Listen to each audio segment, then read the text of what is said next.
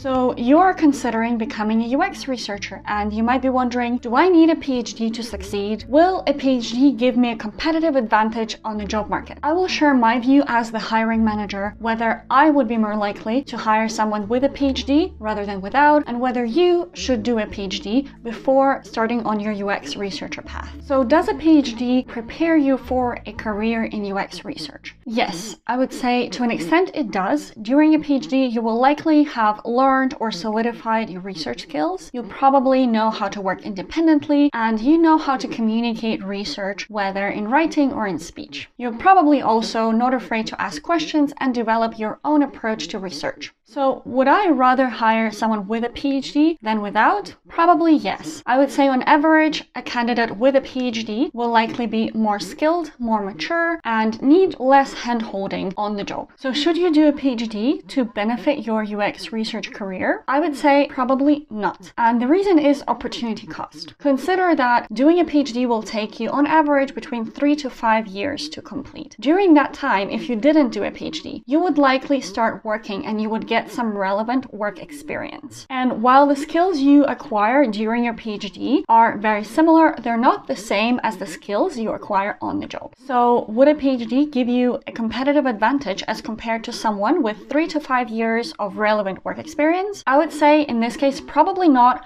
unless you're going for a very research heavy and specialized role. So now, should you do a PhD? Well, it depends. Do you genuinely love research and you have a topic you're very passionate about and you just have to investigate? And do you think you will actually enjoy the process? In this case, by all means, do a PhD. Likely, when you're done 3 to 5 years down the line, there'll be even more UX research jobs out there because it's a growing field. And maybe in the process, you'll actually learn something about yourself, which will lead you down a completely different path. If, however, you're considering doing a PhD in order to get into UX research later, I would say probably don't delay it and get into UX research straight away and get those 3 to 5 years of relevant work experience. If in the end you'll find that you want to do a PhD after all, you can always do it later. If you already have a PhD, make sure to use it as your competitive advantage. So look for roles that specifically are research heavy or list PhD in their job requirements. Lean into your specific field of expertise and make sure to mention your skill set and your independence in interviews. So I hope this video was helpful. Let me know in the comments below what else you would like to hear about. Make sure to check out my newest video and hope to see you next week.